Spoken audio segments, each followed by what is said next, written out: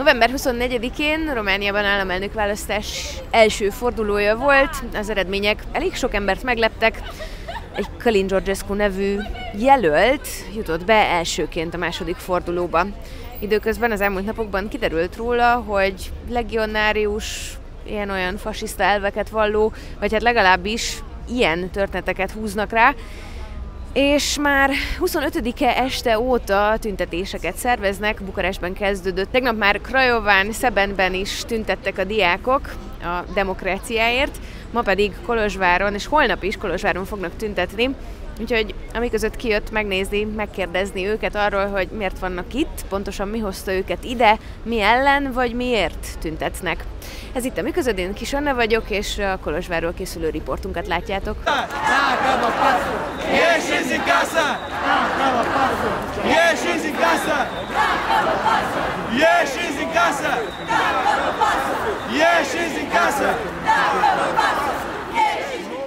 Miért jöttél ide ki? És hogy mit gondolsz, hogy egy ilyen tüntetéssel mit lehet megoldani, vagy hogy mire jó ez a tüntetés?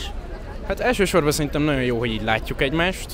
Diákok vannak itt zömében, és amiért én személyesen kijöttem, mert fontosnak tartom az európai értékeket és a NATO értékeit, és úgy gondolom, hogy most jött el annak az ideje, hogy ki kell jönni az utcára, és ezt meg kell mutassuk tömegesen is. Nem gondolod, hogy ez egy kicsit, hát nem is tudom, egyrészt tüntetés azok ellen, akik megszavazták Călin Georgescut, másrészt pedig, hogy ez így valamennyire, nem valamennyire, hanem még jobban polarizálni fogja a társadalmat? Lehet egy kis tüntetés ellene is, de szerintem inkább egy ilyen felhívó jellegű arra az esetre, hogyha még valaki nem tudja, hogy kire fog szavazni a második körben, akkor biztosan ne Georgescu-ra rakja a szavazatát. Sokan nem ismerték, és akkor emiatt pont jó, hogy látják az emberek, hogy mi következhet be, hogyha ő lesz az államelnök. Credeți că un acest fel de protest poate să polarizeze și mai mult societatea? Sper că nu, că mulți care au votat cu cineva, cred că nu știu de fapt ce au ales. Și poate sper că acum o să se uite un pic.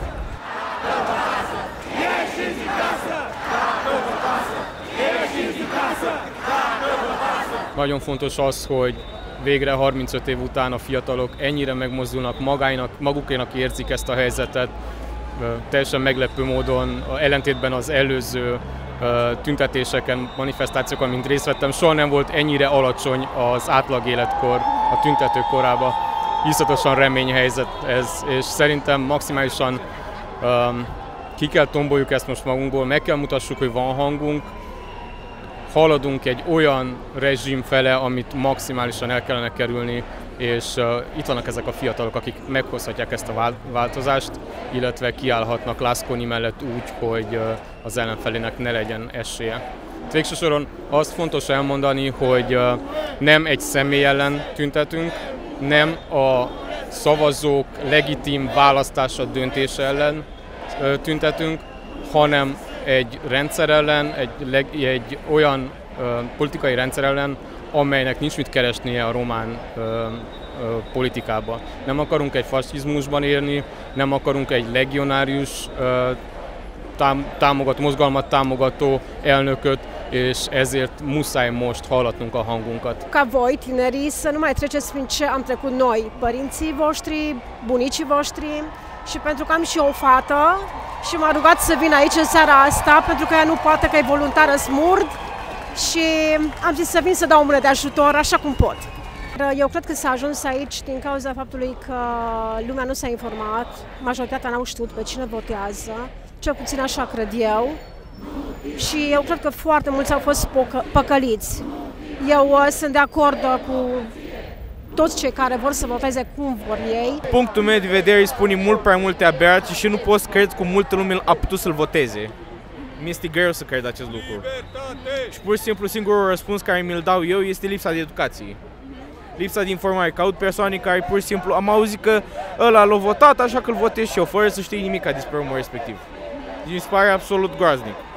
Ce crezi, ce zice asta despre viața noastră, despre lumea noastră în care trăim?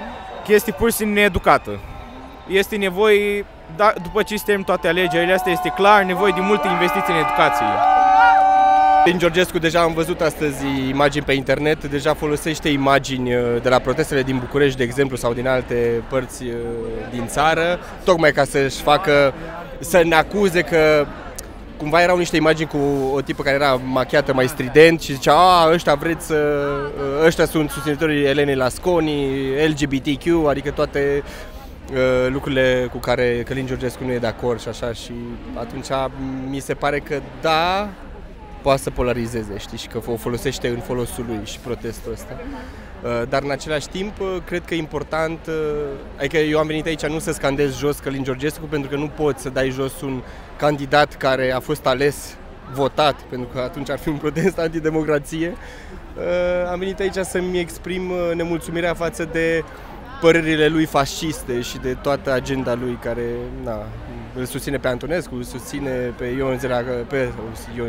pe Zela Codreanu și atunci, da, cu asta nu sunt de acord și cred că pentru lucrurile astea și pentru democrație, ok, pentru a se cerceta de unde a fost finanțată campania, sigur. Pentru asta cred că merită să ieșim în stradă, să punem presiune pe instituții.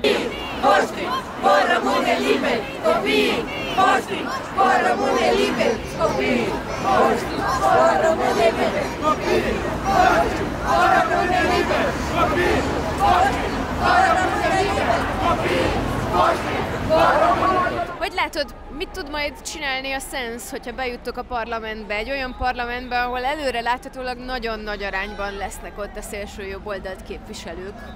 Ijesztő belegondolni, hogy milyen esélyekkel indul most egy újonnan felfuttatott POT, a Partidul Oamenilor Tineri, vagy esetleg az AUR.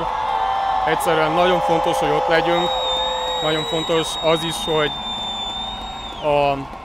a progresszív, újabb gondolkodású és igazából demokráciapárti pártok minél nagyobb számba képviselve legyenek, azért mert ezek tudják azt a kellően erős ellenzéket létrehozni, amelyek ellensúlyozni tudják az extremista pártoknak a hatalmát a parlamentben. Nagyon fontosnak találom azt is, hogy mindegyik párt most állást foglaljon, és döntse el, hogy kinek az oldala áll, javasolja a szavazóinak, hogy kit szavazzanak. Tudom, hogy vannak még olyan pártok, akik ezt még nem tették meg, és ideje megtenni ezt a lépést, mert rohamosan fogy az idő. Sunt îngrijorată pentru starea actuală a politicii. Îmi doresc să rămânem în Uniunea Europeană și NATO, pentru că este ultima noastră șansă de a continua să prosperăm și să nu ne îndreptăm din nou, așa cum am făcut când am trăit prin fascism sau prin comunism, la un sistem închis care să ne ia din libertatea pe care o avem acum, și este foarte important să raise awareness about this, pentru că trebuie să fim noi cu noi împreună și să luptăm împreună pentru același scop. Okay. Nu crezi că în acest fel de protest se polarizează societatea și mai mult? În ce mod? Adică să se dezbine sau? Din păcate, da. Trebuie să fim alături de persoanele care au votat, pentru că înțelegem că au votat împotriva sistemului. Dar trebuie să și înțeleagă că trebuie să se documenteze în mod corespunzător în legătură cu acest candidat. Dar trebuie să te informezi prima dată și eu nu cred că este omul cel mai potrivit ca să ne conducă țara noastră la ce afirmație a făcut. Am văzut că multe din ele l-a retractat, dar mi se pare că e prea târziu. Au fost afirmații făcute de-a lungul vieții lui, nu doar acum. Și îmi pare rău, dar eu nu cred că el trebuie să ne conducă. Avea niște interviuri foarte inteligente și...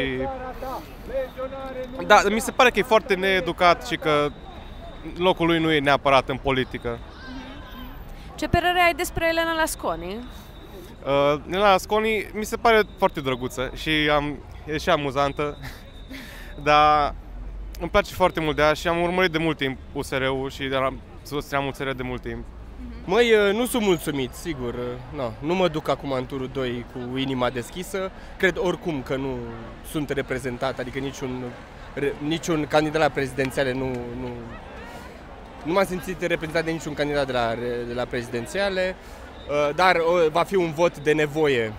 Nu consider că a fost cea mai bună alegere, dar din nou am fost nevoiți să alegem răul cel mai mic. Cred că Lasconi ar putea să-și îmbunătățească foarte multe abilități, poate cu un parlament progresist și niște susținători care chiar să aibă interesele țării la mijloc, atunci cred că ar fi ok. Am avut mulți prieteni care au votat cu Georgescu, numai de simplu fapt că vreau ceva diferit, ceva nou, și când i-am informat despre ce zice și care sunt planurile lui, și-au schimbat opinia și vor să voteze cu Lasconi. Deci, cred că o să ajute. Noi nu protestăm împotriva lor, ci pur și simplu încercăm să-i facem să înțeleagă că dacă îl votează pe el, țara asta se întoarce în timp. Ne întoarcem la o dictatură.